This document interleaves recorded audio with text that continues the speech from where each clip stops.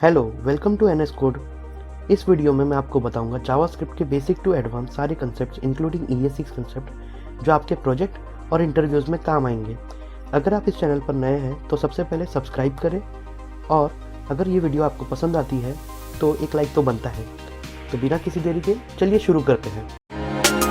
चलिए जावास्क्रिप्ट के वेरिएबल्स पढ़ने के लिए सबसे पहले हम लोग एक index.html बना लेते हैं। index.html फाइल बनाने के बाद हम एक index.js फाइल बनाएंगे जिसमें हम अपना जावास्क्रिप्ट का कोड लिखेंगे। तो यहाँ लिखते हैं index.js।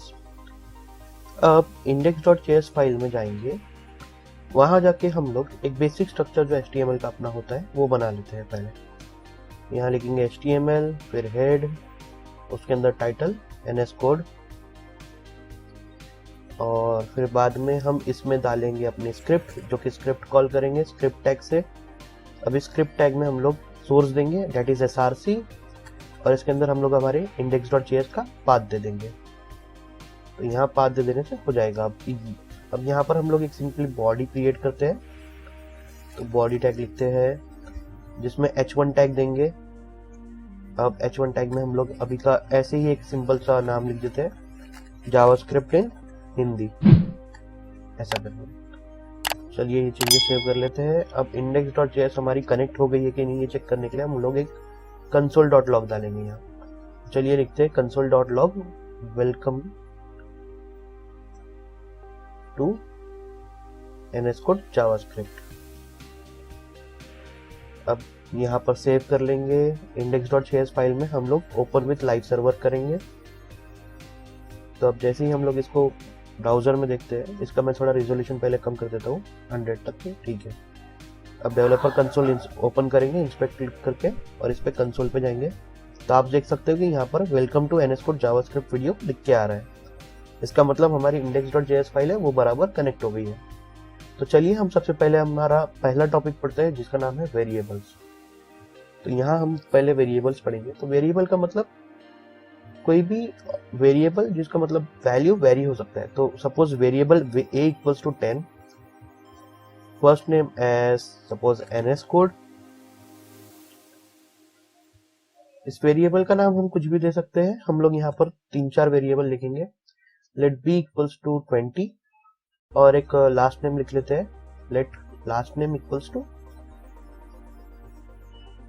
YT चैनल, ठीक है। अब यहाँ YT चैनल लिखने के बाद हम सिंपली इन सारे वेरिएबल्स को कंसोल करेंगे। तो ये जो वेरिएबल्स को हम लोग ने जो वैल्यू असाइन की है वो अब वैल्यू इन वेरिएबल्स को असाइन हो गई है। तो ये चेक करने के लिए हम लोग सिंपली इनकी वैल्यूज प्रिंट करेंगे या फिर कंसोल करेंगे। तो हम लोग यहाँ console.log कर रहे हैं, first name, console.log first name as first name.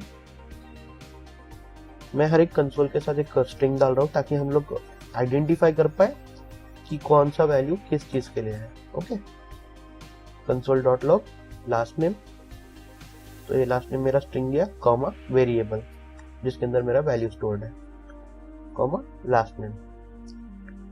अब यहाँ सेव करेंगे चेंजेस और हम लोग ब्राउजर पे जाएंगे। तो यहाँ देख सकते हैं कि A पे 10 है, फर्स्ट नेम पे NS कोड है, B पे 20 है एंड लास्ट नेम पे YT चैनल है। इसका मतलब इन वेरिएबल्स को जो हम लोग ने वैल्यूज असाइन की है वो इसमें स्टोर हो गई है। अब हम लोग इनको इन वेरिएबल्स को असाइन वैल्यू रीअसाइन करेंगे। तो यहाँ पर हम लोग A लिखते हैं एज अ ट्रू जो कि बूलियन है, फर्स्ट नेम एज अ लिखते हैं कि suppose number 20, then B as false जो कि बूलियन है। तो आपने यहाँ एक चीज देखा होगा कि इन वेरिएबल्स को हम लोग हमारे हिसाब से जो भी वेरिएबल टाइप या डेटा टाइप जो भी देना चाहे वो दे सकते हैं। पहले हम लोगों ने A को एज अ नंबर दिया था, अब हमने बूलियन दे दिया। इसी तरह हमने B को भी अब बूलियन दे दिया है, पहले हमने उसको नंबर दिया था। अब चेक करते हैं फिर से कंसोल करके। तो मैं सिंपली कॉपी पेस्ट किया यहाँ। अब देखिए आप, पहले A 10 था, फर्स्ट नेम NS कोड था, B 20 था। अब A ट्रू है, फर्स्ट नेम 20 है, B फॉल्स है। इसका मतलब वैल्यू यहाँ चेंज हो गई। अगर मैं A को फिर से कुछ इनिशियलाइज करूंगा, कुछ और वैल्यू दूंगा, तो वो फिर से उसका वैल्यू चेंज हो जाएगा। पिछले वीडियो में हम लोगों ने देखा वेरिएबल्स, अब हम आगे देखते हैं ऑपरेटर्स। तो जावास्क्रिप्ट में अलग अलग तरीके के ऑपरेटर्स हैं, लॉजिकल ऑपरेटर, अरिथमेटिक ऑपरेटर और कंपैरिजन ऑपरेटर। तो यहाँ हम देखेंगे पहले अरिथमेटिक ऑपरेटर। तो अरिथमेटिक ऑपरेटर आप जानते हैं एडिशन, माइनस, सब्सट्रैक्शन, ये सब चीज़ें। तो सबसे पहले हम लोग देखेंगे असाइनमेंट ऑपरेटर। तो असाइनमेंट ऑपरेटर के लिए हम लोग एक वेरिएबल लिखेंगे, let variable z equals to 10। तो यहाँ इक्वल्स टू ये है असाइनमेंट ऑपरेटर, ठीक है। जो वेरिएबल हमारा z है उसको हम 10 एज अ वैल्यू असाइन कर रहे हैं विद सिंबल इक्वल्स टू। तो इसलिए यहाँ पर इक्वल्स टू है असाइनमेंट ऑपरेटर है। अगर हम console.log z करेंगे तो आप देख सकते हैं ब्राउजर पे कि z का वैल्यू क्या आ रहा है, 10 आ रहा है। इसी तरह हमारे पास दूसरे ऑपरेटर है जो कि है एडिशन ऑपरेटर। तो एडिशन ऑपरेटर देखने के लिए हम लोग दो वेरिएबल लेंगे और उनको ऐड करेंगे। तो variable num1 equals to suppose 10 और variable num2 equals to suppose 20 और साथ ही वेरिएबल टोटल जो कि दोनों का एडिशन रहेगा equals to num1 plus num2। तो ये जो प्लस है ये है हमारा एडिशन ऑपरेटर। तो यहाँ इन दो वेरिएबल्स की वैल्यू को ये ऐड करेगा और हमको जो टोटल वैल्यू है वो टोटल वेरिएबल में हमको असाइन करके देगा। तो यहाँ console.log अगर मैं करता हूँ टोटल कॉमा टोटल, तो यहाँ आप देखेंगे सेव करने पे कि अरिथमेटिक अपना काम कर रहा है और जो कि उसका काम है एडिशन का। तो यहाँ 10 प्लस 20 इज 30, तो टोटल हमारा आया 30। इसी तरह हमारे पास दूसरे ऑपरेटर है जिसको हम पकड़ेंगे मल्टीप्लिकेशन ऑपरेटर। तो उसके लिए हम लोग एक वेरिएबल बनाएंगे, उसका नाम लेते हैं AA 10। फिर वेरिएबल एक और बनाते हैं BB, उसको हम लोग वैल्यू असाइन करते हैं 2 और एक वेरिएबल बनाते हैं मल्टी और इसको हम लिखते हैं AA इंटू यहाँ पर एस्टेरिक्स साइन है इंटू BB और हम लोग console.log करेंगे multiplication result comma is comma multi. तो यहाँ पर जो भी मल्टीप्लिकेशन है 10 इंटू 2 जो कि 20 होना चाहिए वो दिख रहा है हमारे ब्राउजर में। तो ये हो गया हमारा मल्टीप्लिकेशन ऑपरेटर। अब हम देखेंगे डिवीजन ऑपरेटर। तो यह डिवीजन ऑपरेटर आप बेसिकली जानते हो कि डिवाइड करता है। तो हम लोग पहले चेक करेंगे with one variable that is number 1 as 10, number 2 as 2 and variable एक थर्ड लेंगे जिसका नाम रखेंगे हम div या फिर dv equals to number 1 divided by number 2। अब हम लोग सिंपली इसको console.log करेंगे, console.log division result is comma dv। तो यहाँ आप देख सकते हैं यहाँ डिवीजन के बाद जो हमारा रिजल्ट आ रहा है वो है 5 जो कि एकदम करेक्ट है। तो ये है हमारा डिवीजन ऑपरेटर। इसके अलावा हमारे पास है मॉड्यूलस ऑपरेटर जो कि परसेंट से डिनोट किया जाता है। तो परसेंट मॉड्यूलस ऑपरेटर हम लोग चेक करेंगे। तो सबसे पहले एक वेरिएबल लेंगे, यहाँ पर मैं थोड़ा एंटर कर लेता हूँ variable num1 equals to 10 nu2 equals to 5 और console.log में डायरेक्टली console.log करके लिख रहा हूँ, थर्ड वेरिएबल नहीं बना रहा हूँ यहाँ। तो मॉड्यूलस रिजल्ट इज हम लोग यहाँ सिंपली डायरेक्टली लिखेंगे num1 मॉड्यूलस num2 या फिर एक थर्ड वेरिएबल बना ही लेते हैं। तो यहाँ पर लेते हैं module equals to num1 modulus nu2 और यहाँ पर हम लोग प्रिंट करेंगे मॉड्यूल। तो ये मॉड्यूल क्या करता है, ये बेसिकली आपको रिमाइंडर देता है आफ्टर डिवीजन। तो यहाँ मैं लिख देता हूँ कि modulus returns the value of remainder after division. तो यहाँ पर हम लोग डिवाइड कर रहे हैं 10 डिवाइडेड बाय 5, तो उसका जो क्वेश्चन होता है 2 और जो रिमाइंडर रहता है वो होता है 0। तो यहाँ पर मॉड्यूलस आप जैसे देख सकते हैं ये आया है 0। तो ये मॉड्यूलस ऑपरेटर हमको रिमाइंडर डिवाइड प्रोवाइड करता है। उसके बाद हम देखेंगे इंक्रीमेंट ऑपरेटर। तो इंक्रीमेंट ऑपरेटर देखने के लिए हम लोग एक वेरिएबल बनाएंगे। तो इंक्रीमेंट ऑपरेटर, इसका नाम जैसे ही आपको सजेस्ट करता है कि ये वैल्यू को बढ़ाता होगा, ठीक है। तो ये कैसे करता है हम लोग देखते हैं। यहाँ हम लोग ने वेरिएबल बनाया डबल जेड इक्वल्स टू 10। अब अगर मैं लिखता हूँ एक सिंपल सा डबल जेड प्लस प्लस, तो ये प्लस प्लस मतलब इंक्रीमेंट ऑपरेटर। तो अगर मैं कंसोल डॉट लॉग अभी जेड सेट करके ZZ1 लिखता हूँ और कॉमा ZZ करता हूँ, अगर मैं ZZ को प्रिंट करता हूँ अगर मैं, तो यहाँ आप देखेंगे जो वैल्यू था पहले 10, अब ZZ डबल प्लस लिखने के बाद ये वैल्यू हो जाएगा मेरा 11, विच मीन्स ये एक नंबर से इंक्रीमेंट हो गया। इसी को हम लोग दूसरे तरीके से भी लिख सकते हैं। मैं इसको पहले कमेंट कर देता हूँ ताकि हम लोग डिफरेंस देख पाए बराबर। तो ZZ equals to ZZ plus 1, तो ये डबल प्लस और ZZ प्लस 1 दोनों एक ही काम कर रहे हैं यहाँ। अब यहाँ पर अगर आप वैल्यू फिर से चेक करोगे अगर, तो यहाँ देखिए ZZ इक्वल्स टू ZZ1 का वैल्यू आ रहा है 11। अब इसको हम लोग और भी तरीके से लिख सकते हैं। मैं इसको अब आपको बता देता हूँ कि अगर मैं सिंपली पहले अगर मैं स्ट्रिंग ऐड करता हूँ ZZ प्लस हेलो, तो ये उसका भी हमको एडिशन करके देगा। दैट इज 10 कॉमा, उसके बीच में कोई स्पेस नहीं है, हेलो 10 हेलो ऐसा करके। तो इस तरह से हम लोग स्ट्रिंग को भी अटैच कर सकते हैं किसी नंबर से बाय यूजिंग दिस प्लस, जो कि हमारा एडिशन ऑपरेटर है। अब अगर मैं ZZ प्लस इक्वल्स टू 1 लिखता हूँ तो उसका मतलब भी होता है कि Z equals to Z plus 1, जो कि हमको 11 दे रहा है। अब यहाँ पर हम लोग इसी तरह देखेंगे डिक्रीमेंट ऑपरेटर। तो इंक्रीमेंट ऑपरेटर से आपको समझ में आ ही गया होगा कि वो क्या कर रहा है। अब डिक्रीमेंट ऑपरेटर देखते हैं कि डिक्रीमेंट ऑपरेटर में क्या होता होगा कि वैल्यू डिक्रीज होती है। तो यहाँ पर हम लोग एक वेरिएबल लेंगे xx इक्वल्स टू 10। अब हमारा जो नया वैल्यू चेक करेंगे xx माइनस, तो कंसोल डॉट लॉग लिखेंगे xx। तो इनिशियली वैल्यू 10 थी, xx माइनस माइनस लिखने से क्या होगा, ये वैल्यू 1 से डिक्रीज होगी, ठीक है। तो हमारे को जो वैल्यू मिलेगा xx1 वो मिलेगा 9, ठीक है। अब इसी तरह हम लोग इसको अलग मल्टीपल फॉर्म्स में देखते हैं कि कैसे हम लोग कर सकते हैं। तो अगर मैं xx equals to xx minus 1 लिखूं, तो उसका मतलब भी, और कंसोल डॉट लॉग लिखूं xx2 सपोज, और उसमें हम लोग xx को प्रिंट करेंगे। तो यहाँ पर आप देख सकते हैं, मैं फिलहाल इसको कमेंट कर देता हूँ ताकि हमारा वैल्यू डिफर ना है। तो यहाँ xx जो था वो 10 हो गया क्योंकि वहां पर कुछ ऑपरेशन परफॉर्म नहीं हो रहा, लेकिन xx2 जो है वो 9 हो गया बिकॉज हमने 1 माइनस किया। xx equals to xx minus 1, तो xx इनिशियली क्या है 10, 10 माइनस 1 9, तो ये xx हो गया 9, ओके। अब हम लोग इसको फिर से इस तरह से लिख सकते हैं कि xx माइनस इक्वल्स टू 1।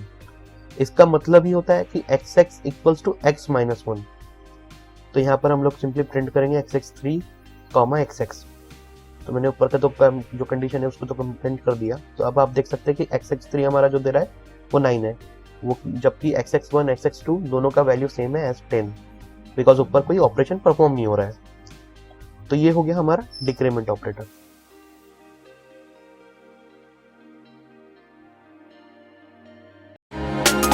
अभी हमने देखा कि अरिथमेटिक ऑपरेटर्स क्या होते हैं, तो उसी तरह हमारे पास जावास्क्रिप्ट में होता है लॉजिकल ऑपरेटर्स।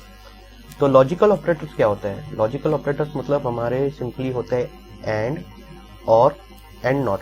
तो हम लोग एंड को डिनोट करते हैं डबल एंड से, जिसको हम लोग एम्परसेंड भी बोलते हैं। उसके बाद और मतलब डबल बार्स, और उसके बाद नॉट मतलब हमारा एक्सक्लेमेशन साइन। तो एक्सक्लेमेशन साइन से हम लोग इसको डिनोट करते हैं। तो इसको समझने के लिए हम लोग दो वेरिएबल लेंगे, variable is checked as a true, ठीक है, और एक और वेरिएबल लेंगे is open, variable is open as false, ठीक है। तो ये दो वेरिएबल यूज करके ही हम लोग ये सारे लॉजिकल ऑपरेटर समझेंगे। यहाँ पर मैंने चेक की स्पेलिंग में सी एक्स्ट्रा डाल दिया है, चलो ठीक है, इसको ठीक कर दिया हमने।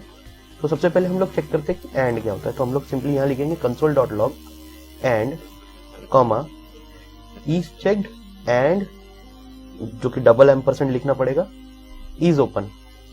तो यहाँ पर हम लोग देखेंगे ट्रू और फॉल्स। ट्रू एंड फॉल्स मतलब हमेशा क्या होता है, हमने ऑलरेडी पढ़ा है कि ट्रू एंड फॉल्स होता है फॉल्स, तो यहाँ पर जो हमको रिजल्ट मिलना चाहिए ब्राउजर में हमारे, ये क्या होना चाहिए कि एंड के सामने आना चाहिए फॉल्स। तो यहाँ देखिए फॉल्स आ रहा है, तो इसका मतलब हमारा एंड ऑपरेटर बराबर काम कर रहा है। अब हम लोग एक और चीज चेक करते हैं। एक सिंपली कॉमा डाल के मैं एक बेसिक सा स्ट्रिंग डाल दूंगा 4 डैश करके, is checked and is checked. यहाँ पर 7 आ गया, इसको मैं ठीक कर दूं, ठीक है। तो हमको पता है ट्रू एंड ट्रू क्या होता है, हमेशा ट्रू। तो अगर आप देखेंगे यहाँ पहले हमारा फॉल्स आया, अब हमारा जो नया वैल्यू है वो है ट्रू। इसका मतलब ये एंड इस तरह से वर्क करता है। तो जो भी लॉजिकल ऑपरेटर है वो इस तरह से यहाँ पर काम कर रहे हैं। तो हम लोग फिर से लिखेंगे console.log। अब यहाँ पर हम चेक करेंगे और, तो यहाँ पर और चेक करने के लिए हम लोग क्या करेंगे, इज चेक्ड और जो कि होता है डबल बार इज चेक्ड। तो ट्रू और ट्रू क्या होता है हमें पता है, ट्रू और ट्रू हमेशा ट्रू होता है। और इसी तरह हम लोग एक सिंपली स्ट्रिंग डालेंगे कॉमा करके और डैश देके। अगर सिंपली मैं यहाँ पर लिखूं कि सॉरी, यहाँ पर मैं थोड़ा रिमूव कर दिया इसको, ठीक है। कॉमा करके हम लोग ये लिखते हैं 4 times dash comma is checked और डबल बार देके इज ओपन। तो ट्रू और फॉल्स क्या होता है हमारे लिए, हमेशा ये होता है ट्रू। ट्रू और फॉल्स भी क्या होता है, ट्रू। तो जैसे कि आप देख सकते हैं यहाँ पर ट्रू ही आया, ठीक है। तो इस तरह हमारा और ऑपरेटर काम कर रहा है, ठीक है। अब हम चेक करेंगे कि नॉट ऑपरेटर कैसे काम करता है। तो यहाँ पर लिखेंगे not console.log not comma not, जो कि एक्सक्लेमेशन साइन दिया है मैंने, इज चेक्ड। तो इज चेक्ड इनिशियली क्या है, ट्रू। अब मैंने उसके सामने नॉट लगाया, इसका मतलब ये इसका क्या करेगा, फॉल्स करेगा। नॉट ट्रू मतलब इट इज फॉल्स। अगर मैं इसी तरह एक और लिखूं कि इज ओपन के लिए लिखूं मैं अगर, तो not is open, is open, ठीक है। तो यहां आप देख सकते हैं इज चेक ट्रू था, फॉल्स हो गया, इज ओपन फॉल्स था, ट्रू हो गया। तो इस तरह ये लॉजिकल ऑपरेटर यहाँ काम कर रहे हैं। हम अभी लॉजिकल ऑपरेटर देख चुके हैं। अब हम चेक करेंगे कंपैरिजन ऑपरेटर क्या होता है। तो कंपैरिजन ऑपरेटर भी जावास्क्रिप्ट में होता है, जिसमें हम लोग कंपैरिजन चेक करते हैं। तो less than, greater than, less than equals to, greater than equals to, ये सब होते हैं हमारे कंपैरिजन ऑपरेटर। तो उसके लिए हम लोग एक वेरिएबल लेते हैं a1 equals to 10, a2 equals to 20 और variable a3 equals to again 10 और फिर बाद में हमारा वेरिएबल a4 आता है जो कि एक स्ट्रिंग होगा, बट उसका वैल्यू क्या होगा, 10 इनसाइड अ स्ट्रिंग। सो ये नंबर नहीं है, ये स्ट्रिंग है, ओके। बाकी के ऊपर के सारे नंबर है, बट a4 इज स्ट्रिंग। तो चलिए पहला चेक करते हैं कि डबल इक्वल्स टू क्या होता है। तो यहाँ पर हम लोग लिखेंगे console.log। पहला चेक करेंगे हम लोग सिंपली, इसको हम लोग स्ट्रिंग का नाम देते हैं डबल इक्वल्स टू, ठीक है। तो ये डबल इक्वल्स टू भी एक कंपैरिजन ऑपरेटर है, ठीक है। तो आपको पता चलेगा कैसे क्या करता है काम ये। तो a1 double equals to a2। तो यहाँ ये क्या चेक कर रहा है कि a1 और a2 की वैल्यू इक्वल है क्या। तो यहाँ ये फॉल्स देगा, क्यों, क्योंकि a1 10 है और a2 क्या है 20, ठीक है। अब एक और चीज चेक करते हैं हम लोग इसी कंसोल में, ठीक है। यहाँ पर हम लोग कॉमा करके चेक करेंगे a1 double equals to a3। तो यहाँ a1 और a3 क्या है, नंबर है दोनों, और दोनों का वैल्यू क्या है 10। तो इसका मतलब यहाँ ट्रू दे रहा है, राइट। अब हम लोग क्या चेक करेंगे इसके अलावा कि a1 और a4 क्या होता है, ठीक है। तो यहाँ चेक करेंगे a1 double equals to a4। तो यहाँ क्या होगा, ये फॉल्स देना चाहिए क्योंकि a1 तो हमारा नंबर है और a4 क्या है, स्ट्रिंग है। लेकिन फिर भी ये क्या दे रहा है, ट्रू दे रहा है। इसका मतलब ये जो है डबल इक्वल्स टू हमारा, ये डेटा टाइप को कंसिडर नहीं कर रहा है, ये सिर्फ वैल्यू को कंसिडर कर रहा है। तो ये क्या कर रहा है, ये सिर्फ चेक क्या कर रहा है, वैल्यू, ना कि उसका डेटा टाइप, ठीक है। तो हम लोग यहाँ लिख लेंगे कोट्स कमेंट्स में कि double equals to only compare to values but not the type of data, hence it is coming as true. जबकि यहाँ क्या आना चाहिए, false. So instead of false. तो अब हम चेक करेंगे कि इसको कैसे ओवरकम किया जाए, कि क्या उसके लिए कुछ है। तो हमारे पास है triple equals to. Double equals to का बाद ट्रिपल इक्वल्स टू। तो यहाँ हम लोग देखेंगे ट्रिपल इक्वल्स टू। तो ट्रिपल इक्वल्स टू में हम लोग सिंपली डायरेक्टली हमारा जो ये है A1 और A4 ये पहले चेक करेंगे। तो मैं यहाँ लिखता हूँ A1 triple equals to A4। तो यहाँ अब क्या आएगा, फॉल्स आएगा। क्यों? जैसे कि आप देख सकते हैं यहाँ आ रहा है फॉल्स। ये फॉल्स इसलिए आ रहा है क्योंकि यहाँ पर ये जो ट्रिपल इक्वल्स टू है वो क्या करता है, ये वैल्यू के साथ साथ डेटा टाइप भी चेक करता है। तो यहाँ इसको पता चल गया कि भाई A1 का जो डेटा टाइप है वो है नंबर और A4 का जो डेटा टाइप है वो है स्ट्रिंग। तो इसलिए इसने क्या दे दिया, फॉल्स। भले ही वैल्यू सेम है लेकिन जो डेटा टाइप है वो डिफरेंट है। तो यहाँ पर हम लोग सिंपली कमेंट में लिख देंगे कि triple equals to check the value as well as type और data type of the variable. ठीक है, अब हम लोग दूसरे ऑपरेटर्स चेक करेंगे। पहला है हमारा ग्रेटर देन। तो ग्रेटर देन चेक करने के लिए हम लोग सिंपली लिखेंगे कंसोल डॉट लॉग, इसमें डालेंगे चेक्स ग्रेटर देन, ताकि हमको समझ में आए कि भाई हम क्या कर रहे हैं। ठीक है, अब यहां लिखेंगे A1 इज ग्रेटर देन, पहले चेक करेंगे A2। ठीक है, कि A1 A2 से ग्रेटर है क्या। तो A1 तो भाई 10 है और A2 क्या है, ओ सॉरी मैंने कंसोल का स्पेलिंग गलत लिख दिया। तो कंसोल डॉट लॉग बराबर लिखते हैं। ठीक है, तो यहाँ क्या कर रहे हैं, A1 is greater then A2। तो ये क्या देंगे, फॉल्स। क्यों? क्योंकि हमारा A1 क्या है, 10 है, A2 क्या है, 20 है। तो इसलिए ये क्या हो गया, फॉल्स। अब यहाँ पर अरे फिर से गड़बड़ हो गया, रुको यहाँ पर डिलीट कर देना पड़ेगा। शिट, क्या कर रहा हूँ, सारा रिमूव करना पड़ेगा। ठीक है, कंट्रोल Z कर दिया, comma double string comma A2, या फिर पहले लिखते हैं A2 is greater then A1। क्या A2 is greater then A1 है? जी हाँ बिल्कुल है, A2 20 है, A1 जो है वो 10 है, तो इसका मतलब वो ग्रेटर है। इसका इसी वजह से क्या आया हमारे पास, ट्रू।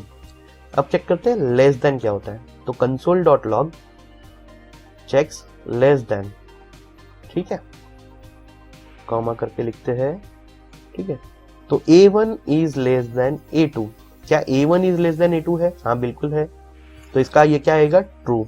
जहां पर ये कंपैरिजन क्या हो रहा है कि A1 जो कि 10 है और A2 क्या है, 20, तो A1 ऑब्वियसली लेस देन 2 है। ठीक है, चलिए फिर से चेक करते हैं कि A2 is less then A1। तो यहाँ आना क्या चाहिए हमारे पास, फॉल्स। तो ये बराबर वर्क कर रहा है क्या? हाँ बिल्कुल कर रहा है, यहाँ ये फॉल्स आ रहा है। ओके, तो ये हो गया आपका greater than and less than. अब हम लोग एक और दूसरा चेक करेंगे कि ग्रेटर देन इक्वल्स टू। ठीक है, तो यहाँ greater than equals to check करने के लिए हम लोग क्या करेंगे, पहले सिंपली कंसोल डॉट लॉग लिखेंगे और checks greater than equal to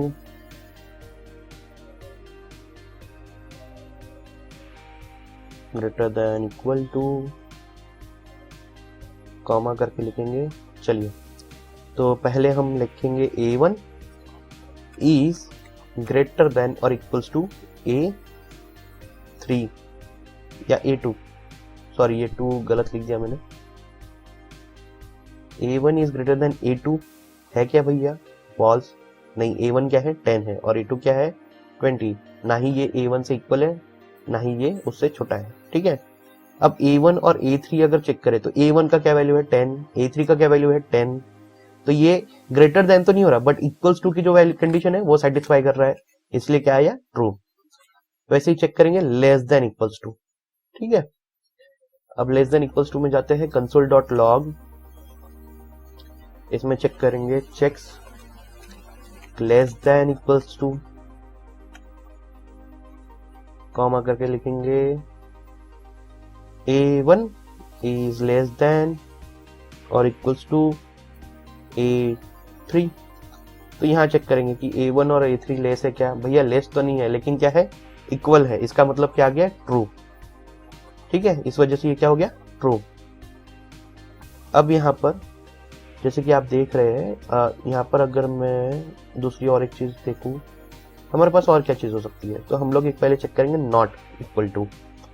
तो नॉट इक्वल टू मतलब क्या होता है कि भैया ये इक्वल है क्या नहीं, मतलब नॉट इक्वल टू है क्या, ये चेक करना है हमको सिंपली। ठीक है, तो चेक्स नॉट इक्वल टू। सो यहाँ पर हम लोग लिखेंगे A1 not double equal to, ठीक है, यहाँ क्या लिखा है मैंने, डबल इक्वल्स टू A3, तो A1 not double equals to A3, ये क्या आएगा, फॉल्स, क्योंकि भैया यहाँ मैंने लिया है डबल इक्वल्स टू, तो जैसा डबल ये ट्रिपल इक्वल्स टू जो है ना, वैसा ही यहाँ पर नॉट डबल इक्वल्स टू मतलब वो हो रहा है, ठीक है। अब यहाँ पर आप देखोगे, अगर मैं इसको एक और दूसरा लिखता हूं, A1 not double equals to A2, ठीक है, तो ये क्या आएगा, ट्रू, ठीक है, जबकि वो क्या आ गया, A3 क्या आ गया, फॉल्स, क्योंकि भैया वो तो इक्वल है, राइट। वहां पर वो क्या चेक कर रहा है, वो वैल्यू भी चेक कर रहा है, डेटा टाइप भी चेक कर रहा है, इसलिए उसने फॉल्स दिया, अदरवाइज वो क्या देता, ट्रू देता। अब यहाँ पर थर्ड कंडीशन हम लोग चेक करते हैं कि A1 is not double equals to A4, तो यहां देखिए, यहां क्या दे रहा है, ट्रू दे रहा है, क्यों, क्योंकि इसके लिए ये जो है A4 डेटा टाइप उसका है स्ट्रिंग और पहले था नंबर, अब ये क्या हो जाएगा, फॉल्स, क्यों, क्योंकि यहाँ जो है ये मैंने डबल इक्वल्स टू वाला ले लिया, ठीक है, डबल इक्वल्स टू मतलब नॉट और इक्वल टू, और ट्रिपल इक्वल टू वाला जो था हम लोग का, जिसमें क्या करता था हम लोग का, डेटा टाइप भी चेक करता था, राइट, तो यहाँ पर हो रहा है। अभी हम पढ़ चुके हैं कंपैरिजन ऑपरेटर, अब हम पढ़ेंगे कि जावास्क्रिप्ट में डेटा टाइप्स क्या होते हैं, ठीक है। तो अलग अलग डेटा टाइप्स होते हैं, तो हम लोग सारे तो नहीं देखेंगे या फिर सारे ही चेक कर लेते, चलिए। तो पहला है हमारा variable channel name equals to NS code, ठीक है, तो ये जो डेटा टाइप हो गया वो हो गया हमारा स्ट्रिंग, ठीक है। अब लेते हैं वेरिएबल एज एज 2, तो ये जो हो गया डेटा टाइप ये हो गया नंबर। अब लेते हैं वेरिएबल इज सब्सक्राइब्ड, तो आपने अगर चैनल सब्सक्राइब नहीं किया है या फिर सब्सक्राइब किया है तो ट्रू, नहीं किया है तो फॉल्स, तो इसको बोलेंगे हम बूलियन, ठीक है। अगर वेरिएबल हम लोग लेते हैं पर्सन, तो इसको मैं एक ऑब्जेक्ट बनाऊंगा और ये जो डेटा टाइप है वो है ऑब्जेक्ट, तो ऑब्जेक्ट जो होता है नेम इंडेक्स होता है, तो पर्सन में नेम NS कोड और एज जो होगा 28, ठीक है। तो ये जो डेटा टाइप है वो है एरे नहीं ऑब्जेक्ट ठीक है। तो यहाँ देखिए अब हमारा बनेगा एरे, तो वेरिएबल एम्प्लॉइज इक्वल्स टू, तो एरे डबल स्क्वायर ब्रैकेट्स में होता है हमेशा, ठीक है। तो यहाँ हम लोग सिंपली एम्प्लॉइज के नेम डालेंगे, क्रिस, स्टीव और क्या हो सकता है, टोनी, थोड़े बहुत मार्वल के हीरोज के नाम है, ठीक है।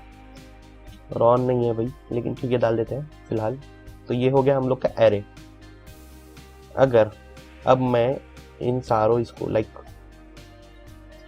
अब यहाँ पर बात क्या है कि हम लोग सबसे पहले चेक करेंगे कि डेटा टाइप क्या है सबका, ठीक है। मैंने तो डायरेक्टली लिख दिया string, number, Boolean, object, array, तो ये चेक कैसे करेंगे, तो इसको चेक करने के लिए हमारे पास एक ऑपरेटर है जिसका नाम है टाइप ऑफ ऑपरेटर, ठीक है। तो ये टाइप ऑफ ऑपरेटर से हम लोग चेक कर सकते हैं कि जो वेरिएबल में डेटा है वो किस टाइप का है, ठीक है। यहाँ अपन लिखेंगे console.log टाइप ऑफ, पहला लिखेंगे चैनल नेम, ठीक है। ऐसे ही दूसरे को भी लिखेंगे console.log टाइप ऑफ एज, ठीक है। Then console.log type of is subscribe में बार बार बोल रहा हूँ ताकि आप सब्सक्राइब कर लो। console.log type of person, then console.log type of employees. अब सेव करेंगे और ब्राउजर पे देखते हैं कि क्या आया है हमारे पास रिजल्ट।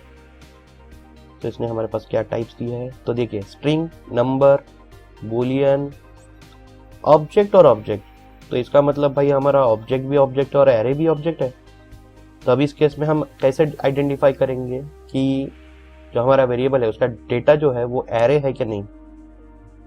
तो यहाँ मैं कमेंट में सिंपली लिख देता हूँ how to verify if the variable is object और एन एरे, ठीक है। तो उसके लिए अब हमारे पास एक और नया रामबाण इलाज है जिसको बोलते हैं इंस्टेंस ऑफ, ठीक है। तो हम लोग सिंपली क्या करेंगे, यहाँ चेक करेंगे कि एक कंसोल डॉट लॉग लिखते हैं पहले, कंसोल डॉट लॉग पर्सन जो कि हमारा ऑब्जेक्ट है, ठीक है, इंस्टेंस ऑफ एरे है क्या। अगर ये इंस्टेंस ऑफ एरे है तो ये ट्रू होगा, ठीक है। Console dot log employees instance of array, ठीक है। अगर एम्प्लॉइज एरे है तो ये ट्रू होगा। तो यहाँ क्या दिख रहा है, फॉल्स एंड ट्रू, मतलब पर्सन जो है वो एरे नहीं है बट एम्प्लॉइज क्या है, एरे। तो यहाँ हम लोग ने कैसा चेक कर लिया कि कौन सा हमारा वेरिएबल एरे है या नहीं है। एरे का भी टाइप ऑब्जेक्ट आता है, लेकिन हम लोग को अगर डिफरेंशिएट करना है तो हमारे को इंस्टेंस ऑफ यूज करना पड़ेगा। चलिए आगे बढ़ते हैं। पहले हम लोग ने देख लिया डेटा टाइप, अब हम देखेंगे कि जावास्क्रिप्ट में कंडीशंस क्या होती हैं। तो सबसे पहला हम चेक करेंगे, एक वेरिएबल लेंगे, वेरिएबल abc इक्वल्स टू 10 और वेरिएबल xyz इक्वल्स टू कुछ और वैल्यू 5, ठीक है। तो यहाँ सबसे पहले हम लोग कंडीशन का जो स्टेटमेंट सिंटैक्स है जो कि है इफ एल्स, तो वो चेक करेंगे। If abc is greater then xyz, तो यहाँ ये कंडीशन क्या चेक कर रहा है कि abc ग्रेटर देन xyz है क्या। अगर ये है तो हम लोग सिंपली कंसोल डॉट लॉग करेंगे, मतलब हमारे इसमें प्रिंट करेंगे कंसोल में कि abc is greater then xyz, ठीक है। एल्स हम लोग कंसोल डॉट लॉग करेंगे, console dot log abc is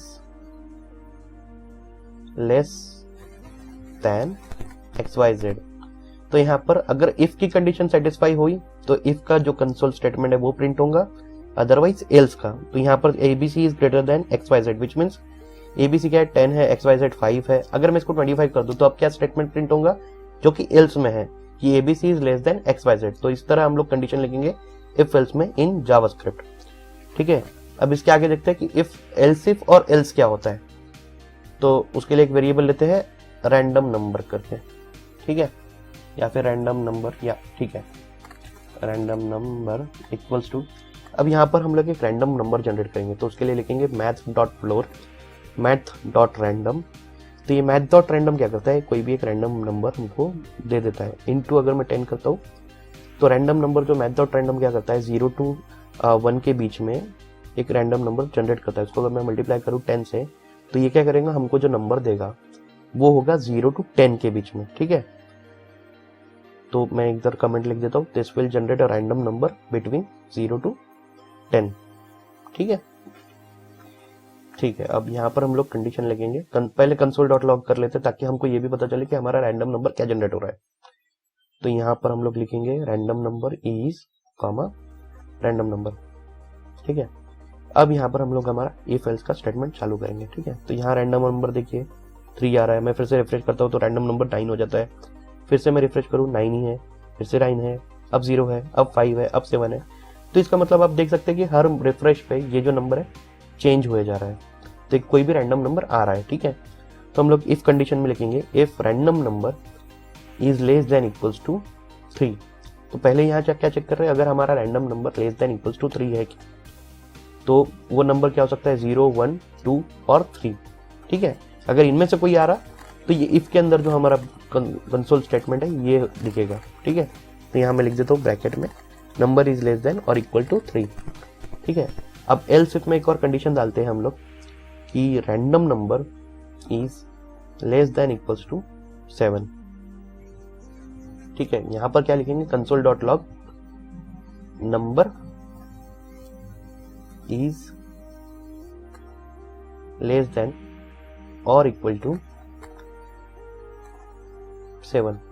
तो यहां पर क्या होगा, ये क्या चेक करेगा, ये कब प्रिंट होगा जब नंबर 3 से ज्यादा होगा और 7 से कम होगा या फिर 7 होगा, ठीक है। एल्स में हम तो सिंपली लिखेंगे कि भैया ये नंबर हमारे पास जो भी रैंडम नंबर है, जो भी रिमेनिंग नंबर है उनमें से कोई है, नंबर इज ग्रेटर देन 7, या फिर सारे नंबर हाँ ग्रेटर देन 7 ही चेक करेगा अल्टीमेटली।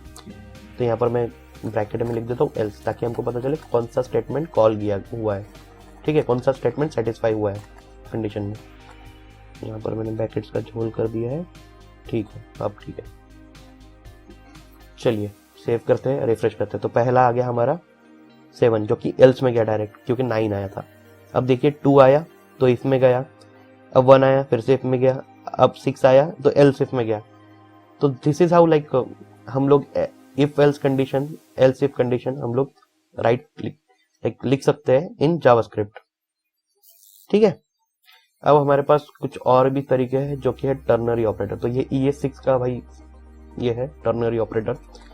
तो यहाँ पर मैं इसको फिर से एक रैंडम नंबर करके एक वेरिएबल बनाऊंगा। रैंडम नम ही लिख देता हूँ क्योंकि ऑलरेडी मैंने रैंडम नंबर ऊपर लिख दिया है। तो इसको भी सेम तरीके से math.floor math.random करके लिखूंगा।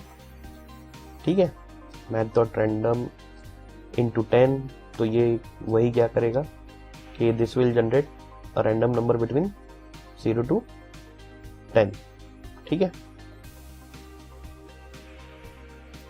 तो यहाँ पर अब टर्नरी ऑपरेटर क्या होता है कि एक तरह का इफ एल्स कंडीशन है। ठीक है, तो उसको किस तरह से हम लोग सिंप्लीफाइड वे में लिख सकते हैं, वो है टर्नरी ऑपरेटर। तो यहाँ पर अब हम सिंपली अब कंडीशन समझ जाएंगे कि इफ एल्स कैसा चल रहा है यहाँ। ठीक है, अगर मैं लिखूँ console.log, ठीक है, मैंने rn करके रैंडम नंबर पहले मैं लिख लेता हूँ ताकि हमको पता चले कि रैंडम नंबर क्या आ रहा है हमारा। ठीक है, अब यहाँ पर हम लोग लिखेंगे random number, random num question mark, ये है टर्नरी का। ठीक है, क्वेश्चन मार्क मतलब is greater than 5 question mark. Then अगर ग्रेटर देन 5 वैल्यू सेटिस्फाई हो रही है तो क्या लिखेंगे, console.log क्या होगा, नंबर इज ग्रेटर देन 5। अगर नहीं हो रही है तो कोलन फॉल्स, या फिर मतलब जो कि फॉल्स कंडीशन या एल्स कंडीशन है। तो console.log number is less than और इक्वल टू 5। यहाँ क्या होगा कि रैंडम नंबर अगर 5 है तो जो पहला स्टेटमेंट है कोलन के पहले वो प्रिंट होगा, अगर नहीं है तो सेकंड स्टेटमेंट प्रिंट होगा।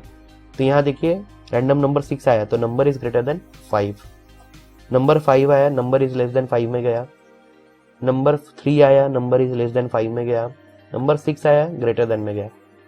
तो यहाँ पर मैं सिंपली एक और चीज देख सकते हो आप कि इक्वल टू कर देता हूँ। ठीक है, ताकि 5 भी अगर आए तो हमारे ग्रेटर देन 5 वाले में जाए। ठीक है, तो यहाँ देखिए 1 आया तो लेस देन 5 में गया, 2 आया। तो इस तरह इफ एल्स कंडीशन हम लोग ने टर्नरी ऑपरेटर से अचीव किया है। यहाँ अभी हमने देखा कि एल्स इफ कंडीशन ये सब चीजें यूज करके हम लोग कंडीशनिंग कैसे चेक कर सकते हैं।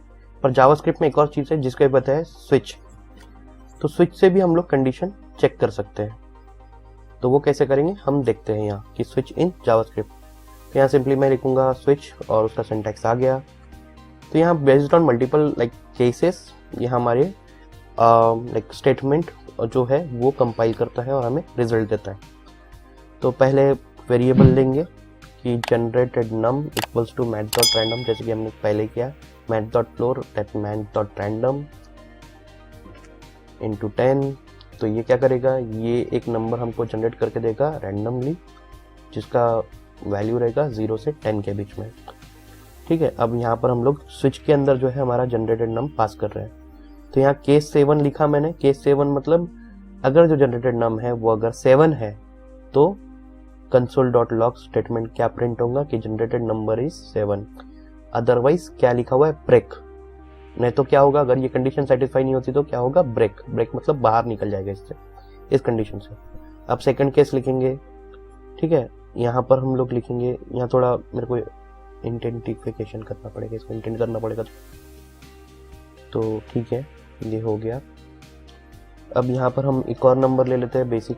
मैं पहले सिंपली पेस्ट कर लेता हूँ कुछ बेसिक ताकि हम लोग कुछ नंबर्स जो है वो पहले ले ले ऐसा। ठीक है, अब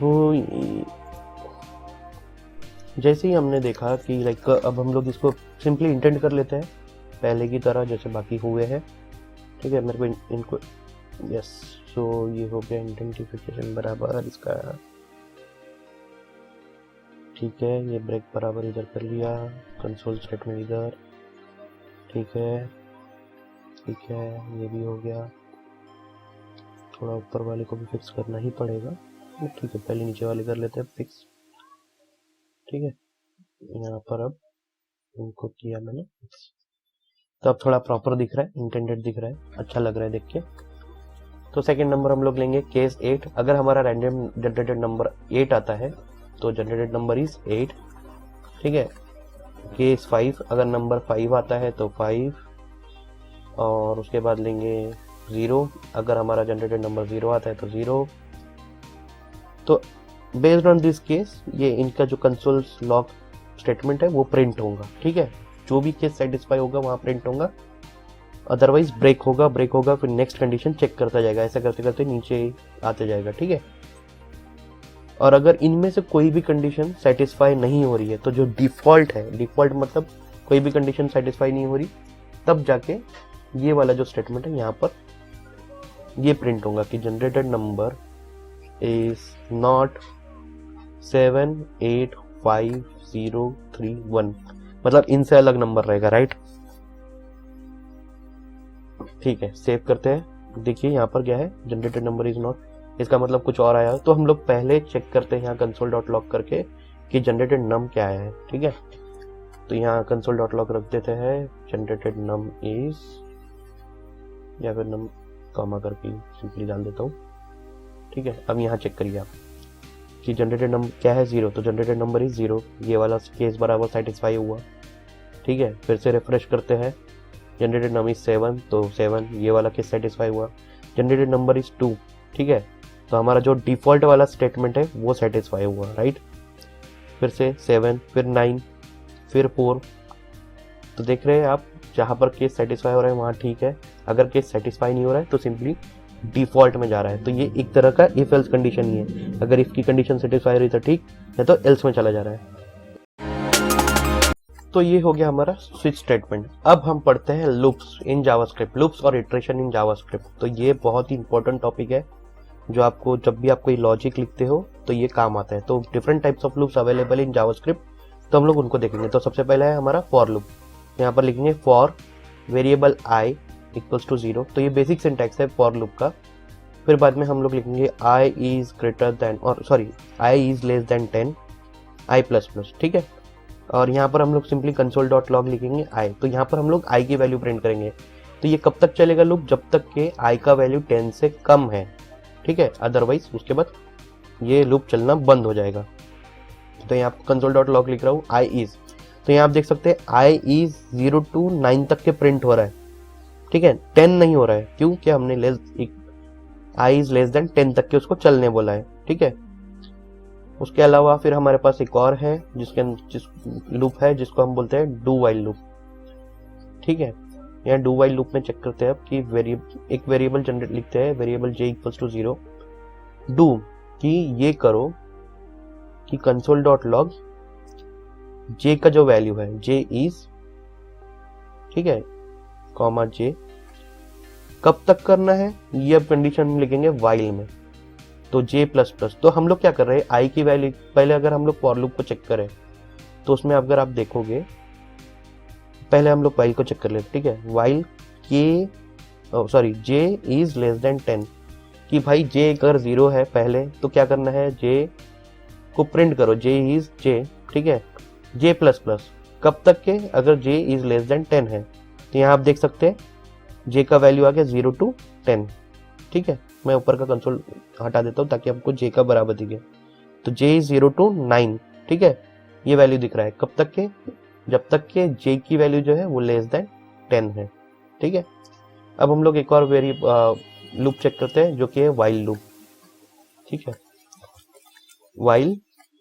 तो यहाँ सिंपली हम लोग एक पहले वेरिएबल डिक्लेयर करेंगे, variable k equals to 0 while, इसमें हम कंडीशन लिखेंगे कि while k is less than 10, ठीक है, जब k की वैल्यू जब तक k 10 से लेस है तो क्या कंसोल करो, k की वैल्यू प्रिंट करो, ठीक है, k इज ये, एंड k प्लस प्लस मतलब एक बार इंक्रीमेंट करते रहो उसको जब तक कि वो कंडीशन सेटिस्फाई नहीं होती। तो अब हम देखेंगे कि k की वैल्यू 0 से 9 तक के है, ठीक है, ये दिख रहा है आपको, ठीक है। अब हमने सिंपली नंबर्स पे चेक किया ये सब चीजें। नाउ लेट्स, मतलब हम चेक करेंगे कि लूप जो है एरे के साथ करके देखेंगे कि एरे में कैसे करते हैं। तो उसके लिए पहले एक वेरिएबल बनाते हैं और एरे बनाते हैं। तो वेरिएबल स्टूडेंट्स और कुछ स्टूडेंट्स के नाम डाल देते हैं, फिर से वहीं बेसिक से हमारे नाम डाल देंगे, क्रिस, स्टीव, देन टोनी, फिर हमारा रॉन, और एक डालते हैं जैस्पर, ठीक है, और एक नाम डाला जाए तो रिचर्ड, ठीक है, इतने नाम काफी है। तो अब हम फॉर लूप जो है इस स्टूडेंट्स वाले एरे पे रन करेंगे। तो variable i equals to 0, i is less than students dot length, मतलब स्टूडेंट्स जो एरे है उसका लेंथ तक के, जब तक के मतलब लेस है i तब तक के, और i प्लस प्लस, ठीक है। तो यहाँ पर आप फॉर लूप चेक करिए कि i का वैल्यू पहले 0 रहेगा, फिर वो कंडीशन चेक करेगा, और अगर कंडीशन सेटिस्फाई होती है तो i में प्लस प्लस मतलब एक इंक्रीमेंट होगा, ठीक है। तो हम लोग सबसे पहले यहाँ पर प्रिंट करेंगे i is i and student is, अगर हमारे को अब स्टूडेंट उस इंडेक्स पे चाहिए तो क्या लिखेंगे, स्टूडेंट्स ऑफ i, मतलब स्क्वायर ब्रैकेट में i। तो ये क्या करेगा, स्टूडेंट का नाम भी प्रिंट करेगा हमारे लिए। अब यहाँ आप चेक कर सकते हो कि हमारे पास देखिए i का वैल्यू 0 to 5 है, और स्टूडेंट्स के नेम भी है कि 0th इंडेक्स पे है क्रेस, 1 पे है स्टीव, 2 पे है टोनी एंड ऑल, जैसे कि आप देख सकते हैं यहाँ पर, ठीक है। तो इसी तरह हम लोग ये जो है, हम लोग पहले ही कंसोल के वाला हटा देते हैं, ये आई वाला भी हटा देते हैं। अब हम लोग दूसरे चेक करते हैं कि फॉर ईच लूप कैसे होता है एरे पे, ठीक है। तो हम लोग सेम एरे यूज करेंगे स्टूडेंट्स वाला। तो यहाँ लिखेंगे स्टूडेंट्स डॉट फॉर ईच, मतलब एरे डॉट फॉर ईच। फिर यहाँ पर हम लोग पास करेंगे as a parameter as item, और इसी आइटम को हम लोग पहले प्रिंट करेंगे। तो console dot log student is, तो ये क्या करेगा, फॉर ईच एक इटरेशन मतलब लूप चलाएगा स्टूडेंट्स एरे पे, और उसका जो आइटम है वो हमें प्रिंट करके देगा। तो आप देख सकते हैं कि student is Chris, Steve, Tony, Ron, Jasper और रिचर्ड, जैसे कि हमको फॉर लूप में मिल रहा था। बट अब हमको अगर इसका इंडेक्स चाहिए तो फॉर ईच में एक और पैरामीटर होता है जिसे हम लोग कॉमा करके इंडेक्स लिख सकते हैं, जो कि इंडेक्स होता है। तो कॉमा इंडेक्स इज, तो उस स्टूडेंट का इंडेक्स क्या होगा वो हम लोग चेक करेंगे कि इंडेक्स इज कॉमा इंडेक्स, ठीक है। जैसे कि हम लोग आई चेक कर रहे थे फॉर लूप में, वैसे ही यहाँ पर इंडेक्स हम लोग चेक कर सकते हैं हर एक स्टूडेंट्स का। तो यहाँ देख सकते हैं आप इंडेक्स 0 है, स्टीव का 1 है एंड अदर जो भी आपको दिख रहा है, ठीक है।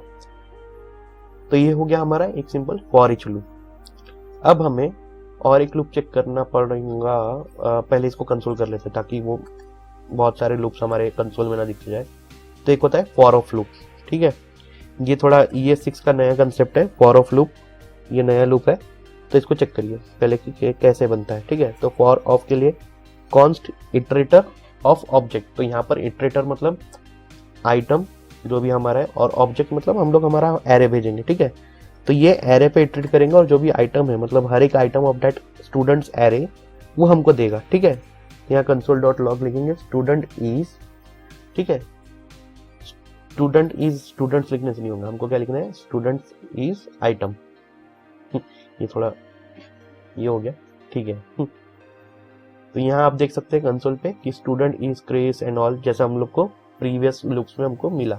बट हमको अब इसमें चाहिए इंडेक्स। तो इंडेक्स के लिए इसमें थोड़े से चेंजेस करने पड़ते हैं कि एक एरे में लिखना पड़ता है कॉन्स्ट इंडेक्स कॉमा आइटम, और स्टूडेंट्स डॉट एंट्रीज लिखना पड़ेगा, स्टूडेंट डॉट एंट्रीज करके लिखना पड़ता है। ये फॉर ऑफ में ऐसा करना पड़ता है, ठीक है, अगर हमको इंडेक्स चाहिए तो। तो अब हम यहाँ पर स्टूडेंट्स इज आइटम तो ठीक है हमारा, ठीक है, कॉमा, अब यहाँ पर हमको इंडेक्स चाहिए, तो इंडेक्स इज नाउ ये वाला इंडेक्स जो हम लोग ने इंडेक्स लिखा है, कॉमा इंडेक्स। अब सेव करेंगे हम लोग चेंजेस। अब आप देख सकते हैं कि यहाँ पर हमको अब इंडेक्स भी मिल रहा है, जो कि हमारे फॉर ऑफ लूप में मिल रहे हैं, ठीक है। तो इस तरह हमारे लूप्स हम देख सकते हैं जावास्क्रिप्ट में, और इनको यूज कर सकते हैं for different logical things which you can do in your code. तो अभी हमने देखा लूप्स क्या होता है जावास्क्रिप्ट में। अब हम बहुत इंपॉर्टेंट चीज देख रहे हैं जो कि है फंक्शंस इन जावास्क्रिप्ट, ठीक है। तो ये फंक्शंस बहुत जरूरी है आपको समझना। तो यहाँ पहले हम लोग एक सिंटैक्स बता देता हूँ कि फंक्शन लिखने का सिंटैक्स क्या होता है, ठीक है। तो यहाँ पहले लिखा जाता है फंक्शन, ठीक है, नेम ऑफ दैट फंक्शन, जो भी आपको नेम देना है उस फंक्शन को, पैरेंथेसिस, देन करली ब्रेसेस, और जो भी आप उस करली ब्रेसेस के अंदर लिखोगे वो आपका लॉजिक, व्हेनेवर दैट, मतलब जब भी वो फंक्शन कॉल होगा तो जो लॉजिक आपने करली ब्रेसेस के अंदर लिखा है वो, ठीक है, वो कंपाइल होगा या फिर जो भी रन होना होगा या फिर जो भी कैलकुलेशन करना होगा वो करके देगा आपको, ठीक है। तो यहाँ एक फंक्शन लिखता हूँ, माई function console.log I am a function, ठीक है। अब इस फंक्शन को मैं सिंपली कॉल करता हूँ माई फंक्शन विथ पैरेंथेसिस। अब सेव करूंगा अगर मैं जब मैं, तो ये क्या होगा, ये फंक्शन को कॉल करेगा यहाँ। तो यहाँ इस फंक्शन को कॉल किया तो हमको जो कंसोल है वो मिल गया कि आई एम अ फंक्शन, ठीक है। अब इसी तरह ये हो गया फंक्शन विदाउट पैरामीटर, मतलब इसमें हमने कुछ भी पास नहीं किया। अब हम एक फंक्शन देखेंगे जिसमें हम लोग कुछ पास करेंगे, ठीक है। तो उसे कहते हैं फंक्शन विथ पैरामीटर, ठीक है। तो पहले एक बेसिक से एग्जांपल लेते हैं विदाउट पैरामीटर वाला, कि variable num1 equals to 10, num2 equals to 20, ठीक है। और यहाँ पर हम लोग सिंपली लिखेंगे variable num3 equals to num1 plus num2, ठीक है। और console.log करेंगे num nu3, addition is comma nu3। तो जब मैं इस फंक्शन ऐड नंबर्स को कॉल करूंगा तो क्या होगा, इन दो नंबर का एडिशन होगा और हमको कंसोल स्टेटमेंट मिलेगा एडिशन इज, जो कि हमारे num3 वेरिएबल में स्टोर होगा। तो आप देख सकते हैं एडिशन इज 30। तो ये क्या हो गया, फंक्शन विदाउट पैरामीटर। यहाँ पर हम लोग ने कोई भी पैरामीटर पास नहीं किया। अब हम लोग सेम फंक्शन को विथ पैरामीटर चेक करेंगे। तो यहाँ हम लोग दो पैरामीटर भेजेंगे a, b, ठीक है। और ऐड नंबर्स, ऐड के अंदर हम लोग पैरामीटर भेज रहे हैं जब हम लोग उसको कॉल कर रहे हैं, ठीक है, 4, 10। और हम लोग यहाँ पर सिंपली क्या करेंगे, console.log addition is a plus b। So जो भी हम पास कर रहे हैं वो अब क्या होगा, इस फंक्शन में आएगा और फंक्शन के अकॉर्डिंग हमको रिजल्ट देगा, ठीक है। तो यहाँ पर 4, 10 लिखा है, मतलब हमारे पास एडिशन क्या आना चाहिए, 14। तो आप देख सकते हैं कि एडिशन इज 14। तो ये हो गया फंक्शन विथ पैरामीटर, ठीक है। अब यहाँ पर हम लोग एक कमेंट में भी लिख देते हैं कि फंक्शन विथ पैरामीटर्स ये चीज है, ठीक है। और ये हो गया फंक्शन सिंपल फंक्शन कह सकते हैं, फंक्शन विदाउट पैरामीटर, ठीक है। अब हमारे पास एक और चीज है जो कि है एरो फंक्शन। तो एरो फंक्शन ES6 का कंसेप्ट है जो कि आपको देखना बहुत जरूरी है, ठीक है। तो एरो फंक्शन हम लोग लिख देते हैं। तो एरो फंक्शन लिखने का तरीका है क्या, कॉन्स्ट, फिर बाद में उसका नाम, फंक्शन का नाम, फिर पैरेंथेसिस, फिर एक एरो, सॉरी मैंने स्पेस दे दिया इसके बीच में, मुझे जस्ट वो हटाना पड़ेगा, ठीक है। और फिर यहाँ पर मैं जो भी स्टेटमेंट लिखूंगा वो प्रिंट होगा जब मैं इस फंक्शन को कॉल करूंगा। तो आई एम, मैं console.log लिखता हूँ, console.log I am simple arrow function. तो ये हो गया एक सिंपल एरो फंक्शन, ठीक है, बेसिक का एरो फंक्शन। अब मैं माई फंक को जब कॉल करूंगा, अच्छा मैंने माई फंक ऑलरेडी लिख चुका हूँ, तो उसके अलावा हम लोग इधर लिखते थे माई फंक एरो, ठीक है। तो माई फंक एरो को जब मैं कॉल करूंगा तो यहाँ हमको ये कंसोल स्टेटमेंट दिखने को ना, तो ये आप देख सकते हैं कि I am simple arrow function. तो आप एरो फंक्शन आप देख के समझ पा रहे होंगे कि ये एरो फंक्शन क्यों कहा जाता है इसमें, क्योंकि हमारे पास एक एरो का साइन होता है विद द ब्रेसेस, ओके। अब ऐड एरो फंक्शन का एक बनाते हैं जिसमें हम लोग पैरामीटर पास करेंगे, ठीक है। तो a, b करके हम लोग पैरामीटर पास कर रहे हैं। ये हो गया एरो फंक्शन विथ पैरामीटर। अब इसमें I am addition arrow function with parameter, ऐसा करके कंसोल कर देंगे। और जो भी पैरामीटर हमारे पास आ रहे हैं, जो कि हम पास कर रहे हैं जब हम इस फंक्शन को कॉल करेंगे, उसका हम सिंपली एडिशन करेंगे, ठीक है। तो नाउ ऐड एरो फंक्शन को हम कॉल करेंगे और सिंपली कॉपी पेस्ट, ठीक है। और यहाँ लिखेंगे 5, 25। तो यहाँ हमारे पास वैल्यू क्या होना चाहिए, 30।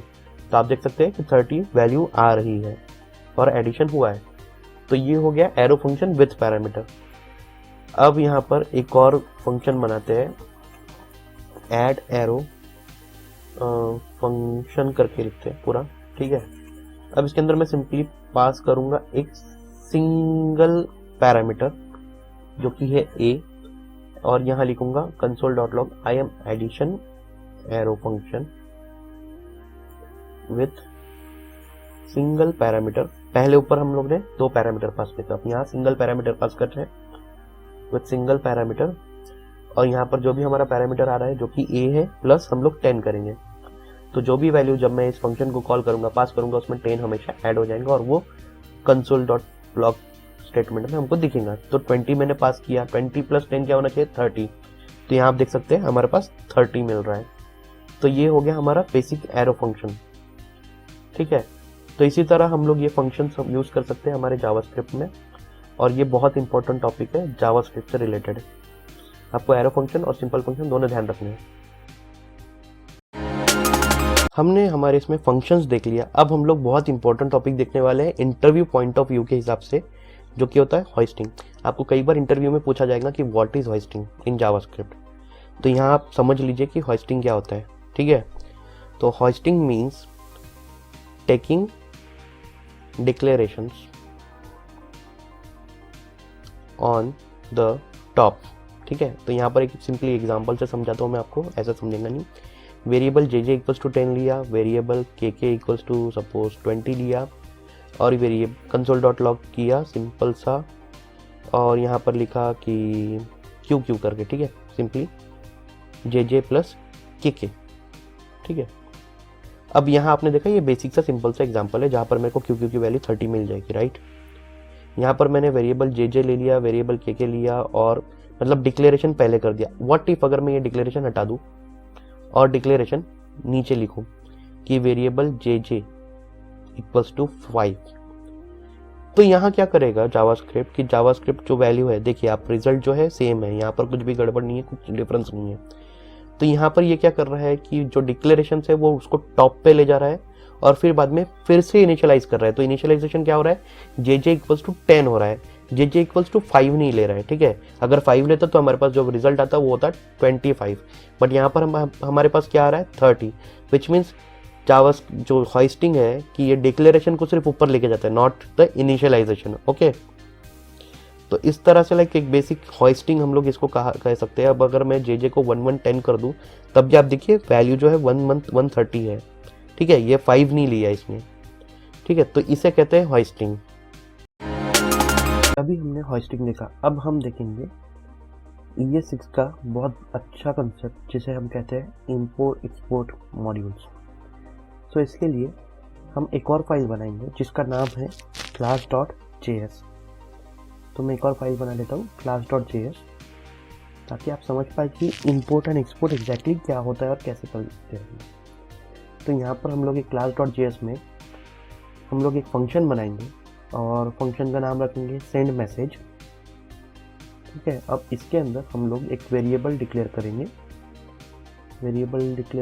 उसका नाम रखते हैं, इसका इनिशियल मैसेज करके इसका नाम रख देते हैं। ठीक है, और इसमें कुछ स्ट्रिंग पास करते हैं, आई एम इनिशियल मैसेज। अब ये हो जाने के बाद हम लोग सिंपली इसको रिटर्न करेंगे, रिटर्न इनिशियल मैसेज। इससे क्या होगा कि जब भी ये फंक्शन सेंड मैसेज कॉल होगा तो हमको as a value initial message के अंदर जो है स्ट्रिंग वो मिलेगी। अब हम लोग एक काम करते हैं, इसको सिंपली लिखते हैं एक्सपोर्ट डिफॉल्ट, क्योंकि हमको इस फंक्शन को कहीं और कॉल करना है दूसरे फाइल में, तो हम लोग लिखेंगे एक्सपोर्ट डिफॉल्ट और जिस फंक्शन को हमें भेजना है वो जो कि है सेंड मैसेज। अब हम लोग index.js में इस फंक्शन को इंपोर्ट कर लेंगे। तो आप देख सकते हैं कि ये इंपोर्ट हो गया बहुत आसानी से और उसका हमको फाइल पाथ देना है। ठीक है, अब यहाँ पर एक नया फंक्शन बनाएंगे गेट मैसेज करके। index.js में हम लोग ने गेट मैसेज फंक्शन बना लिया है। अब इसमें हम लोग सिंपली console.log करेंगे और यहाँ पर हम इसमें कॉल करेंगे सेंड मैसेज फंक्शन को हमारे, जो कि हमने वहाँ बनाया है class.js में। तो देखिए आप देख सकते हैं यहाँ पर हम लोग दूसरे फाइल का फंक्शन index.js फाइल में कॉल कर रहे हैं। ठीक है, अब यहाँ पर जब भी हम इसे कॉल करेंगे तो इनिशियल मैसेज हमको दिखना चाहिए। अब यहाँ पर आप देख सकते हैं कि हमको एक एरर आया है कि आउटसाइड द मॉड्यूल बोल रहा है। तो इसके लिए हमको स्क्रिप्ट में जाके इसका टाइप एज अ मॉड्यूल बताना पड़ेगा हमें, कि ये जो टाइप है index.js फाइल का एज अ मॉड्यूल लिखना पड़ेगा। अब ये लिखते ही आप देखेंगे कि ब्राउज़र में हमको आई एम इनिशियल मैसेज मिल गया है। इसका मतलब हमारा जो सेंड मैसेज है वो फंक्शन कॉल हो गया index.js फाइल से, जब हमने गेट मैसेज फंक्शन कॉल किया है। तो इसे ही इंपोर्ट एंड एक्सपोर्ट का एक बेसिक कंसेप्ट समझ लीजिए, और यही कंसेप्ट आपको रिएक्ट में सबसे ज़्यादा काम आएगा। हमने पिछले वीडियो में पढ़ा इंपोर्ट एक्सपोर्ट, अब हम पढ़ेंगे क्लासेस इन जावास्क्रिप्ट। तो आपने अगर जावा पढ़ा होगा तो आपको क्लासेस के बारे में पता होगा। तो यहाँ पर हम लोग ने सिंपली क्या किया कि हमारे index.html फाइल में class.js फाइल को इंपोर्ट कर लिया एंड विद यूजिंग स्क्रिप्ट। अब हम लोग क्या करेंगे, एक सिंपली कंसोल डालेंगे क्लास में चेक करने के लिए कि क्लास कॉल हो रहा है क्या। तो यहाँ पर एक क्लास बनाएंगे एम्प्लॉयज़ नाम से, ठीक है। अब यहाँ पर क्लास में एम्प्लॉयज़ क्लास में हम लोग कंस्ट्रक्टर लिखेंगे, यहाँ पर कंस्ट्रक्टर डालेंगे। फिर बाद में इसमें हम लोग 2 पैरामीटर पास करेंगे कंस्ट्रक्टर में, नेम और एज, ठीक है। और अब इस नेम एंड एज को इनिशियलाइज करेंगे। तो this dot name equals to name ऐसा, और this dot age equals to age, ठीक है। तो इससे अब जो भी वैल्यू नेम और एज की आएंगी वो इस क्लास में मिल जाएगी। अब हम एक मेथड बनाएंगे जिसका नाम होता है गेट माई नेम। मेथड और फंक्शन हम लोग ये बोल सकते हैं, तो एक तरह से ये फंक्शन का ही काम करेगा। तो इसके console.log में लिखेंगे माई नेम इज कॉमा, और जो भी हम नेम पास करेंगे वो नेम यहाँ पर आएगा, ठीक है। तो गेट माई नेम में हम लोग एज अ पैरामीटर नेम पास करेंगे। ऐसे ही हम लोग गेट माई एज करके एक मेथड बनाएंगे जहाँ पर हम लोग एज पास करेंगे, और इसके कंसोल स्टेटमेंट में हम लोग लिखेंगे my age is comma age, my age is comma age. अब इस क्लास की मेथड्स को अगर हमें एक्सेस करना है और कॉल करना है तो हमको इसके लिए सबसे पहले एक कांस्टेंट बनाना पड़ेगा, एम्प्लॉय, या फिर EMP लिख देते हैं, एम्प्लॉयज ब्रेसेस। नाउ इसे हम इंस्टेंशिएटिंग बोलते हैं, ठीक है। एक वेरिएबल लिखते हैं माई नेम इक्वल्स टू, वैसे ही इस वेरिएबल को लिखने की जरूरत नहीं, बट स्टिल मैं लिख रहा हूँ इसको। सो EMP dot get my name, जैसा कि आप देख सकते हैं इसमें हम लोग पैरामीटर पास कर रहे हैं जो कि एक स्ट्रिंग है, तो ये नेम देगा। Variable my age equals to EMP dot get my as.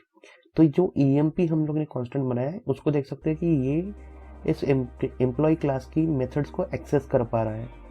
अब मैंने एज 25 पास किया। अगर हम चेंजेस सेव करेंगे हमें यहाँ एक एरर दे रहा है कि हमने न्यू नहीं लिखा, तो यहाँ पर हमको इंस्टेंशिएट करने के लिए हमको यहाँ न्यू लिखना पड़ेगा, इस क्लास को एम्प्लॉयज़ को इंस्टेंशिएट करने के लिए, ठीक है। अब आप देख सकते हैं ब्राउज़र में हमको ये कंसोल्स मिल गए। तो इसे कहते हैं इंस्टेंशिएटिंग क्लास एम्प्लॉयज़। सो अब मैं आगे बढ़ता हूँ कि हम लोग इस क्लास को, जैसे कि आप देख सकते हैं कि कंसोल में ये जितने भी हमारे ब्राउज़र के कंसोल में हमें हमारे कंसोल्स दिखे जो भी हम लोग ने पैरामीटर्स पास किए। अब हम लोग इसमें मॉड्यूलराइजेशन लाएंगे थोड़ा सा। तो एक्सपोर्ट डिफ़ॉल्ट एम्प्लॉयज़ करके लिखा है मैंने, और यहाँ से जो क्लास का स्क्रिप्ट है ये index.html से हटा देता हूँ, ठीक है। अब सिर्फ index.js कॉल हो रही है हमारे index.html में, class.js नहीं हो रही है। अब हम लोग index.js में हम लोग लिखेंगे फंक्शन गेट एम्प्लॉयज़, और यहाँ पर हम हमारे क्लास जो कि class.js में जो हमारे एम्प्लॉयज़ है जो कि हमारा क्लास है उसे इंपोर्ट कर लेंगे class.js। अब इससे क्या होगा कि हम जो चीज़ें हमने पहले सिर्फ class.js में की वही चीज़ें हम लोग यहाँ पर index.js में भी कर पाएंगे। तो variable EMP equals to new employees, and now we will write, हम लोग लिखेंगे कि EMP डॉट, यहाँ पर भी देखिए जो मेथड्स क्लास एम्प्लॉयज़ की है वो हम लोग यहाँ पर भी एक्सेस कर पा रहे हैं, ठीक है। तो इसी तरह हम लोग लिखेंगे EMP dot get my name, यहाँ पर नेम पास करेंगे, हम लोग ने एज पास की है 25 और नेम एज पास करेंगे NS कोड चैनल। अब अगर हम ये चेंजेस सेव करेंगे और गेट एम्प्लॉयज़ को कॉल करेंगे और ब्राउज़र पे जाके देखते हैं तो हमें सेम रिजल्ट मिलता है, बस इस केस में पहले एज कॉल होगा फिर बाद में नेम कॉल होगा। चलिए अब हम देखते हैं ब्राउज़र में, देखिए एज पहले कॉल हुआ फिर बाद में नेम कॉल हुआ। तो जिस मेथड को हम लोग यहाँ से index.js से कॉल कर रहे हैं वो है एम्प्लॉयज़ की मेथड, एम्प्लॉयज़ क्लास की मेथड, और हम इस तरह से इंपोर्ट एंड एक्सपोर्ट यूज करके इनको एक्सेस कर सकते हैं। अभी तक के हमने जितने भी ये देखे कंसेप्ट देखे जावास्क्रिप्ट के, उसमें से बहुत इंपॉर्टेंट कंसेप्ट है यूज स्ट्रिक्ट। यूज स्ट्रिक्ट आपको कई बार इंटरव्यूज में पूछा जाता है, तो यूज स्ट्रिक्ट सीखने के लिए हम लोग देखते हैं एक वेरिएबल a इक्वल्स टू 10 लिखते हैं और वेरिएबल b इक्वल्स टू 5 और variable c equals to a plus b। तो ये हमारा बेसिक सा एडिशन है यहाँ पर, और सिंपली कंसोल डॉट लॉग करेंगे c को हम यहाँ पर रिजल्ट इज c। अब यहाँ पर आप देख पाएंगे कि रिजल्ट आ रहा है जो कि 15 आना चाहिए, वो आ रहा है। अब हम लोग क्या करेंगे, वेरिएबल का वैर हटा देंगे सबके सामने से। ओके, अब चेक करेंगे कि रिजल्ट हमको मिल रहा है क्या। तो यहाँ देख सकते हैं कि रिजल्ट मिल रहा है। इसका मतलब अगर यहाँ पर ए बी सी के सामने वैर नहीं भी लिख रहे हैं, उसके बावजूद ये हमें रिजल्ट दिख रहा है, राइट। सो हम लोग लिख लेते हैं कमेंट में कि here we have not declared the var variable. हम लोग वेरिएबल बाकी लेट और काउंट से भी डिक्लेयर कर सकते हैं, बट हम लोग ने वैसा नहीं किया, उसके बावजूद हमें ये रिजल्ट दे रहा है, ठीक है। बट हमें ऐसा नहीं चाहिए, हमें चाहिए कि हम लोग उसको डिक्लेयर करें। तो उसके लिए हमको क्या यूज करना पड़ेगा, यूज स्ट्रिक। तो यूज स्ट्रिक जब हम लिखते हैं, ठीक है, अब आप देखिए कि यूज स्ट्रिक लिखने का फायदा क्या होगा। जैसे ही मैंने यूज स्ट्रिक लिखा, यहाँ पर पहला एरर आया कि reference A is not defined. तो हमको पहले ए को यहाँ डिफाइन करना पड़ेगा। तो वेर ए इक्वल्स टू 10। अब बोलेगा कि बी इज नॉट डिफाइंड, तो फिर बी को भी हमें फिर से डिफाइन करना पड़ेगा। तो बी को डिक्लेयर करेंगे where b equals to 5। अब हमें बोलेगा कि c is not defined। तो जैसे देख सकते हैं आप, c is not defined, तो हम आपको c को भी डिक्लेयर करेंगे। अब जैसे ही हम लोग ने c को डिक्लेयर कर दिया, हम लोग फिर से पुराना जैसा रिजल्ट मिल रहा था वैसा मिल रहा है हमें। तो ये यूज स्ट्रिक्ट का फायदा है कि ये स्ट्रिक्ट मोड में हमारे पूरे जेएस को चलाता है। आप बिना डिक्लेयरिंग बिना वेरिएबल डिक्लेयर करके आप उसको यूज नहीं कर पाएंगे, चाहे आप उसको लेट यूज कर रहे हो या कॉन्स्ट। आप देख सकते हैं कि रिजल्ट सेम है। तो ये है यूज स्ट्रिक्ट इन जावास्क्रिप्ट।